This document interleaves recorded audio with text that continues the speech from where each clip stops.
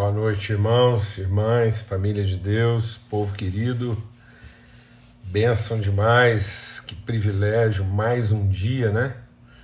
A gente pode dizer mais um dia mesmo assim, agradecendo o privilégio de tomarmos lugar nessa mesa, mesa de família, de comunhão.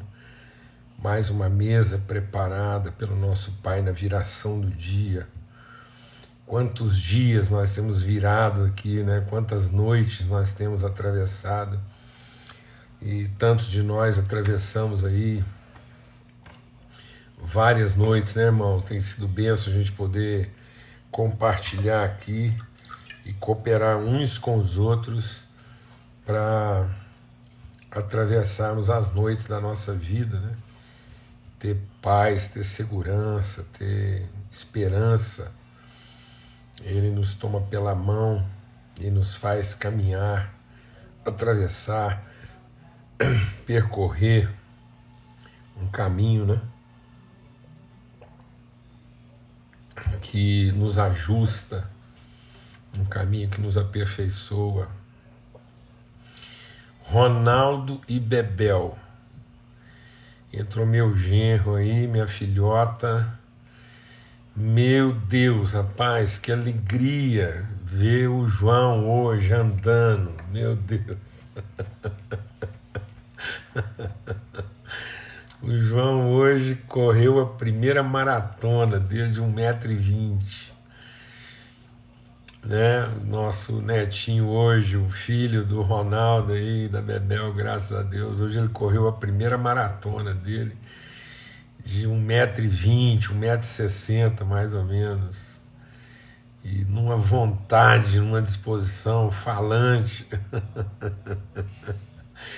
falando uma língua lá que poucos entendem, né, Ronaldo? Que alegria, cara, que benção, ainda mais que hoje a gente vai falar um pouco sobre isso, né? Então eu fui muito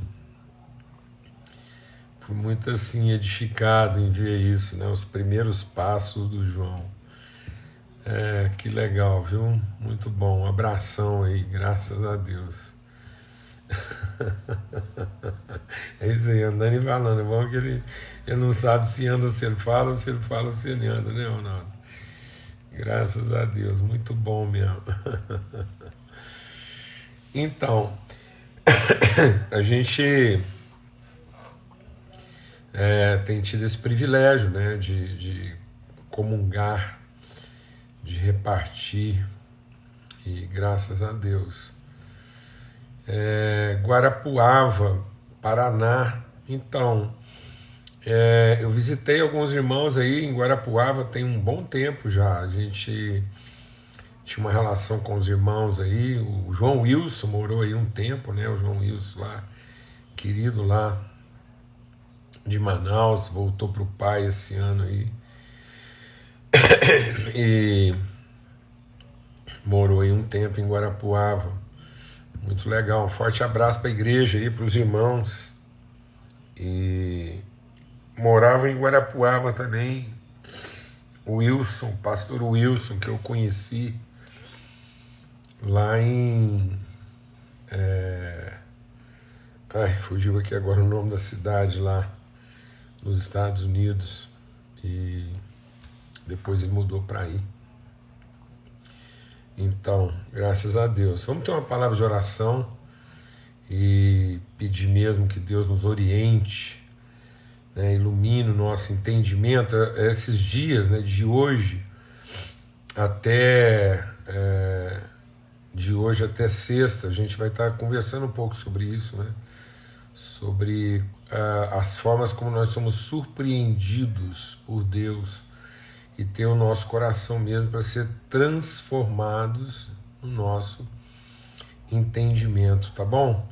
Vamos orar? Pai, muito obrigado pelo teu amor, obrigado pela graça do Senhor manifesta, revelada, ministrada, transmitida aos nossos corações. Somos edificados, fortalecidos, transformados, iluminados, ó Pai. Obrigado porque João Martins e Isabel chegaram bem lá em Portugal, com alegria, reencontrando os seus. um tempo assim de tanta virtude repartida aqui com a gente. E muito obrigado. Que tempo precioso, maravilhoso, Senhor. Que eles sejam mesmo sustentados pelo Senhor em todo o tempo. Muito obrigado. Obrigado por esse tempo nosso aqui de comunhão, edificação, transformação na nossa vida. Oh, Pai, que os nossos olhos sejam mesmo iluminados pelo Senhor e a graça continue nos educando a viver no presente século de maneira sóbria, justa e piedosa, Pai, no nome poderoso de Cristo Jesus. Amém e amém. Graças a Deus. Então a gente está compartilhando aqui, esse é sempre o empenho, o nosso empenho aqui é essa reflexão. Eu vou tirar brevemente aqui os comentários, depois a gente volta. É bom eu falar aqui, até dar um testemunho, louvar a Deus. A gente falou, né, que o nosso desafio era alcançar aquele recurso lá. Quero dizer que a gente não só alcançou, como ultrapassou o valor que estava previsto lá de R$10 mil para abençoar a casa dos irmãos lá no Rio. Então louvamos a Deus por isso. E o valor que já conversei lá com César, da igreja lá, né, que está encarregado disso, e aquilo que ultrapassou, né, a gente vai atender todos os desafios lá, mas também vamos atender outros desafios que estão sempre chegando por aqui, e a gente vai dando testemunho aí, porque graças a Deus o pão repartido aqui sobeja e a gente pode ir abençoando os irmãos conforme as necessidades. Então, bendito seja o nome do Senhor pelo empenho de todos. A gente teve aí mais de 100 pessoas, cerca de 100 pessoas participando aí desse desafio do recurso diretamente, né? Pessoas que participaram diretamente, entregando algum recurso, e muitos participando também, muitos outros em oração, em mobilização, graças a Deus. Então, a gente está conversando aqui sobre isso, né? Sobre as formas como nós precisamos sacrificar, né? Algumas áreas que nós precisamos sacrificar a nossa maneira humana de pensar. É um sacrifício, é uma dor, né? É uma entrega, é uma renúncia a uma maneira de pensar, para que a gente possa ser transformado pela renovação do entendimento. Sem uma transformação do entendimento, sem um sacrifício vivo, agradável, né? Da nossa maneira de um sacrifício agradável, porque não é Deus não vai tirar isso de nós, a revelia. Às vezes nós estamos querendo que Deus arranque isso de nós. Não, nós é que temos que ofertar, entregar, sacrificar, para que a gente seja transformado. Então é muito mais do que mudar. Deixa Deus ministrar o nosso coração. Às vezes as pessoas estão mudando de um pensamento para outro.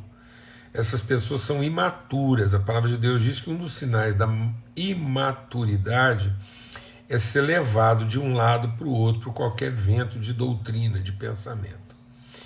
Então não é mudar de um pensamento para outro, é ser transformado pela renovação do entendimento.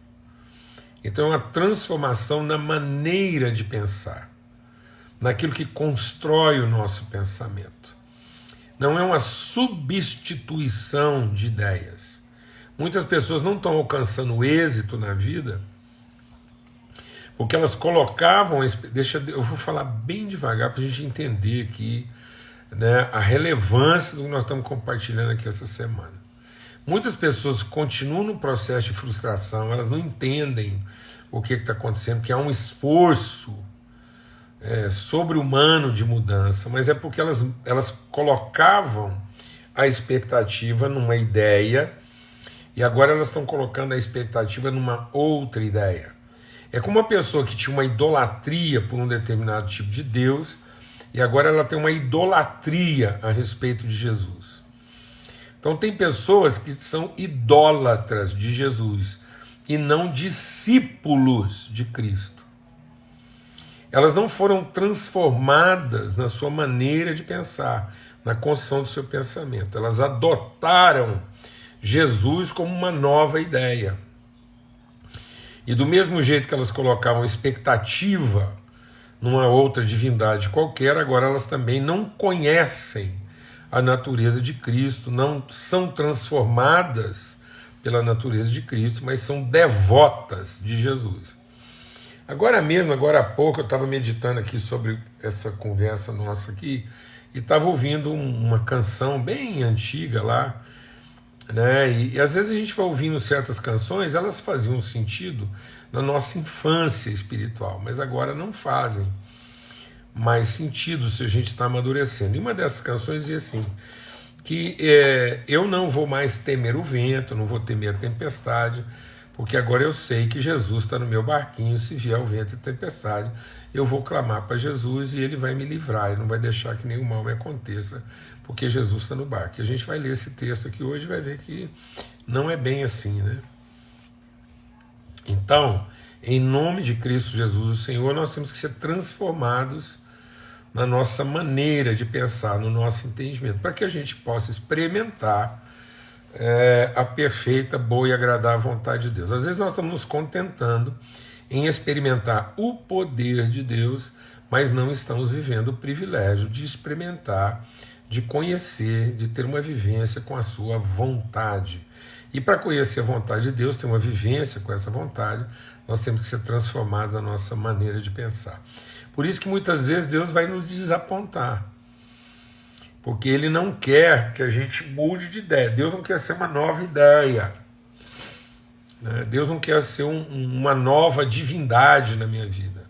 Deus não quer que eu tenha com Ele uma relação de idolatria. Então, não é porque você idolatra Jesus que a sua idolatria é aceita. Então Deus não quer idolatria, Deus quer conhecimento. Deus não quer que a gente venere o ídolo colocando nele nossas expectativas. Deus que a gente quer que conheça o Pai, para que nós possamos conhecer e experimentar a sua vontade.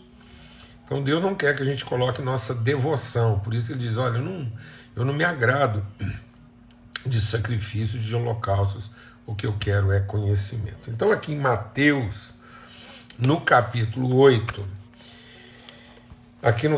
no capítulo 8, a partir do verso 18, diz assim, e Jesus, vendo em torno de si uma grande multidão, ordenou que passassem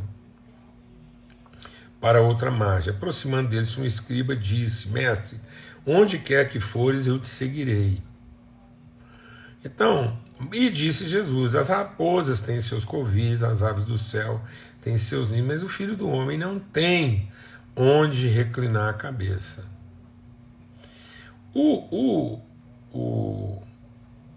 escriba, né, ele estava acostumado a seguir rabis, então ele gostou, ele viu em Jesus algo diferente, ele viu o milagre, tanto é que uma multidão seguia, e Jesus, vamos deixar o Espírito de Deus ministrar no nosso coração, Jesus não está aqui para satisfazer as demandas, os caprichos da multidão. A gente percebe que às vezes a igreja ela ainda está procurando essa empatia, né? Essa nem é empatia, às vezes a igreja está procurando a simpatia das multidões, como movimentos de massa. Então Deus não quer que a gente desenvolva uma relação simpática, né? De sucesso, que a gente atraia após si multidões. Jesus fazia isso, mas isso não estava lá no conjunto das suas prioridades ministeriais e vocacionais. Então, vendo em torno de si uma grande multidão, ele disse, olha, vamos passar para o outro lado. E aproximando-se dele, um escriba disse, mestre, onde quer que o senhor for, eu irei. E o escriba, ele falou isso para Jesus porque ele tinha uma ideia, ele tinha uma expectativa, né, de que Jesus o conduziria a um endereço.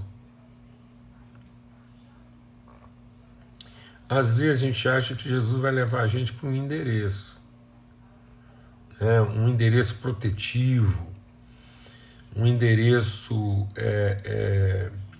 benfazejo, uma coisa assim, onde nós vamos estar protegidos de tudo, onde tudo vai funcionar, onde tudo está ali debaixo de um certo controle. Essa era a proposta. Quem chama, quem convoca, quem oferece, quem propõe esse endereço protetivo, esse endereço que preserva, esse endereço que protege, que garante uma certa estabilidade, um certo conforto, é Babel. Babel é essa convocação.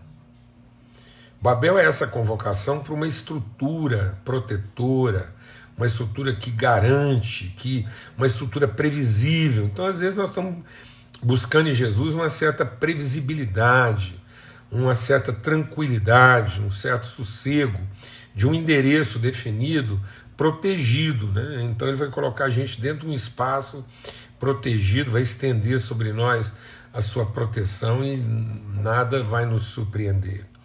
E Jesus diz, olha, o Filho do Homem não tem esse endereço.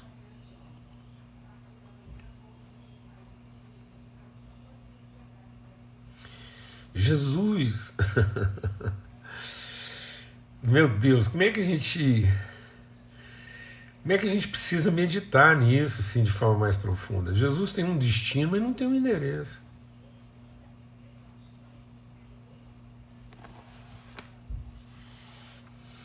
Mas eu queria fazer uma pergunta. Será que a nossa necessidade de ter endereço não está nos impedindo de alcançar o nosso destino? Vou fazer essa pergunta bem devagar. Será que a nossa necessidade de ter um endereço, a garantia de um CEP, um nome de rua, um número, um espaço, uma posse, não está nos impedindo de alcançar o verdadeiro propósito da nossa vida?